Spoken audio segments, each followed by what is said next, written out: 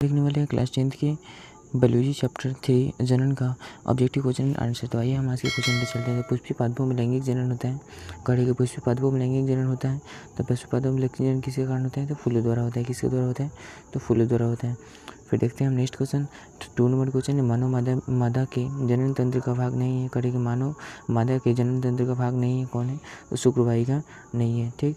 फिर देखेंगे next question हम क्या है, नर युग्मक और मादा युग्मक के संलग्न को क्या कहते हैं? कटे के नर युग्मक और मादा युग्मक के संलग्न को क्या कहते हैं? तो बौनापन कहते हैं। क्या कहते हैं? तो बौनापन कहते हैं। फिर देख रहे हैं नेक्स्ट क्वेश्चन है, 4 नंबर, निम्नलिखित में से कौन एक लिंगी पादप का उदाहरण है? कटे के निम्नलिखित में से कौन एक लिंगी पादप का उदाहरण है?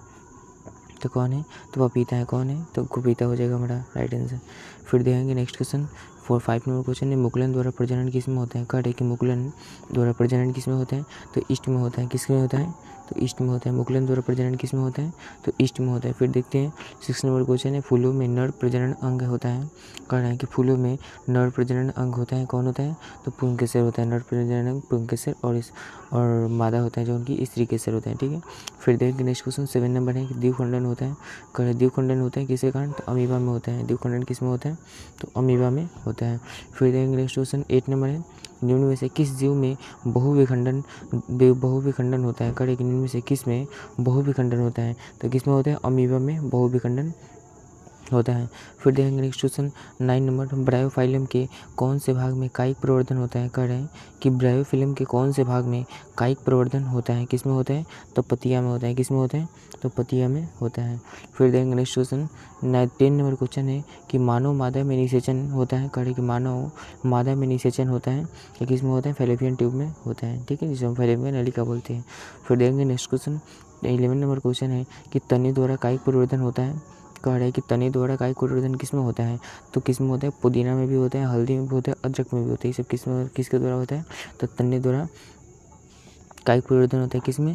तो ऑल ऑफ द, यानी कि पुदीना, हल्दी और अदरक तीनों में होते हैं। ठीक है। फिर देखेंगे खंडन द्वारा जनन होता है। करेंगे खंडन द्वारा जनन होता है किस में? तो किस में होता है? तो सितारा मछली में होता है। खंडन द्वारा जनन किस में होता है? तो सितारा मछली में खंडन द्वारा जनन होता है। फिर देखेंगे नेक्स्ट क्वेश्चन 13 नंबर क्वेश्चन है, कायिक प्रवर्धन संभव है। करेंगे कायिक प्रवर्धन संभव है तो किसके द्वारा संभव है? तो उपरोक्त सभी के द्वारा, मतलब कि पतियों के द्वारा भी, तना के द्वारा भी और जड़ के द्वारा भी। किसके द्वारा? पति, तना और जड़। पति, तना और जड़ तीनों के द्वारा हो सकता है। ठीक है, ओके। तो फिर देखेंगे तने पर अपस्थानिक कलियाँ पाई जाती हैं। करेंगे तने पर अपस्थानिक कलियाँ पाई जाती हैं। तो तने पर अपस्थानिक कलियाँ किस में पाई जाती हैं? तो आलू में पाई जाती है। किस में पाई जाती है? तो आलू में पाई जाती हैं। फिर देखेंगे नेक्स्ट क्वेश्चन 15 नंबर क्वेश्चन है, मुकुलन द्वारा अलैंगिक जनन होता है। कड़ी के मुकुलन द्वारा अलैंगिक जनन होता है। किस में होता है? तो आपका किस में होता है? हाइड्रा में होता है। किस में होता है? तो हाइड्रा में होता है। फिर देखेंगे नेक्स्ट क्वेश्चन 16 नंबर क्वेश्चन होता है, अलैंगिक जनन मुकुलन द्वारा होता है। अलैंगिक जनन मुकुलन द्वारा होता है तो किस में होता है? तो ईस्ट में अलैंगिक जनन मुकुलन द्वारा होता है। किस में होता है? ईस्ट में अलैंगिक जनन मुकुलन द्वारा होता है।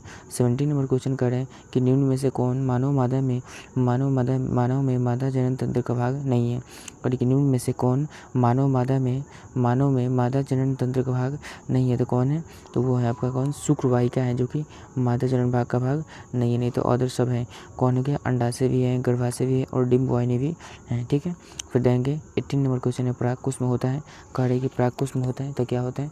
तो परागकोश में परागकण होता है। क्या होता है? परागकण होता है। Option number D is right answer.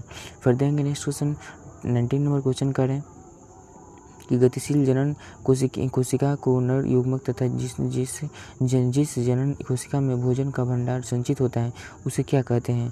तो क्या कहते हैं? उसे मादा युग्मक कहते हैं। क्या कहते हैं? तो मादा युग्मक कहते हैं। Option number D is right answer. मतलब तुम्हारा क्वेश्चन कर रहा था कि गतिशील जनन कोशिका जो होती हैं को नर युग्मक तथा जिस जनन कोशिका में भोजन का भंडार होता है। तो नर युग्मक तो आपको पता है, नर युग्मक तथा जिस जनन कोशिका में भोजन का भंडार होता है उसे क्या कहते हैं? तो उसे एकदम ऑब्वियसली क्वेश्चन सही है, क्या? मादा युग्मक हो जाएगा। ठीक है। एड्स रोग का प्रमुख कारण क्या है? तो एड्स रोग का प्रमुख कारण क्या है? तो एड्स रोग का प्रमुख कारण हमारा हो गया असुरक्षित यौन संपर्क है। क्या है? असुरक्षित यौन संपर्क है, ठीक है। फिर देखेंगे नेक्स्ट क्वेश्चन 21 नंबर है, पंखुड़ियों का रंग अधिकतर कैसा होता है? तो पंखुड़ियों का रंग अधिकतर कैसा होता है? हरा रंग का। तो पता ही है, क्लोरोफिल के कारण ढेर सारे पौधे का रंग हरा होता है, और आपका पत्ती हो गया, फूल सबका रंग तो हरा ही मैक्सिमम तर होता है, क्योंकि उसमें क्लोरोफिल यानी कि पाया जाता है, इसलिए, ठीक। फिर देखेंगे 22 नंबर क्वेश्चन है, फूलों का कौन सा भाग फल में बदलता है? करिए, फूलों का कौन सा भाग फल में बदलता है? तो कौन सा बदलता है? तो आपका स्त्री के अंडाशय बदलता है। कौन सा बदलता है? अंडाशय, जो कि फल में बदल जाता है। फिर देखेंगे 23 नंबर क्वेश्चन है कि भ्रूण के जिस भाग से तना पत्तियाँ बनाती है, करिए, भ्रूण के जिस भाग से तना पत्तियाँ बनाती है उसे कहते हैं, उसे क्या कहते हैं? तो उसे हम प्रांकुर कहते हैं। क्या कहते हैं? तो प्रांकुर उसे हम कहते हैं। Option number B is right answer. भ्रूण के जिस भाग से तना पत्तियाँ बनाती है, भ्रूण के जिस भाग से तना है जो कि पत्ती बनाती है, उसे हम क्या कहते हैं? तो प्रांकुर कहते हैं, ठीक। फिर देखेंगे नेक्स्ट क्वेश्चन कि 24 नंबर क्वेश्चन है, एकल जीवों में प्रजनन की विधि है। करें कि एकल जीवों में प्रजनन की विधि क्या है? तो एकल जीवों में प्रजनन की विधि खंडन, विखंडन और बीजाणु समासमय। क्या है? खंडन, विखंडन और बीजाणु समासमय, यानी कि option D is right answer, ठीक। फिर देखेंगे नेक्स्ट क्वेश्चन है 25 नंबर क्वेश्चन है कि लैंगिक जनन में आवश्यकता होती है। करें, लैंगिक जनन में आवश्यकता होती है। तो लैंगिक जनन में किसकी आवश्यकता होती है? तो नर एवं स्त्री जननांगों की आवश्यकता होती है। किसकी आवश्यकता होती है? तो नर एवं स्त्री जननांगों की आवश्यकता होती है, ठीक। फिर देखेंगे 26 नंबर क्वेश्चन है, पुंकेसर पुष्प का कौन सा जननांग है? करें, पुंकेसर पुष्प का कौन सा जननांग है? तो कौन सा जननांग है? तो नर जननांग है पुंकेसर, और स्त्री केसर कहा था तो स्त्री का हो जाता है, ठीक है।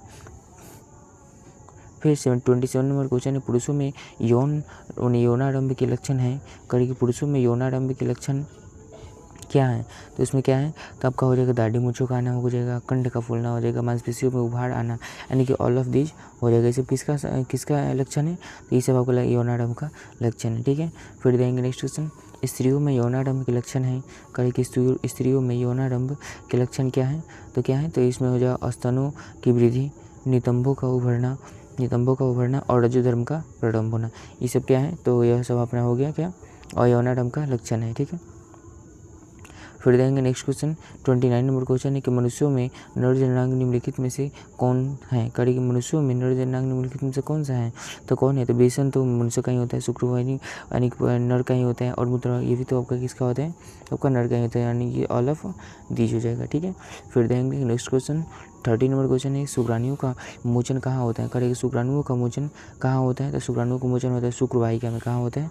शुक्रवाहिका में होता है, ठीक है। फिर देखेंगे नेक्स्ट क्वेश्चन 31 नंबर क्वेश्चन है कि स्त्रियों में अंडाशय की संख्या कितनी होती है? करेंगे स्त्रियों में अंडाशय की संख्या कितनी होती है? तो अंडाशय की संख्या होती है 2। कितना होती है?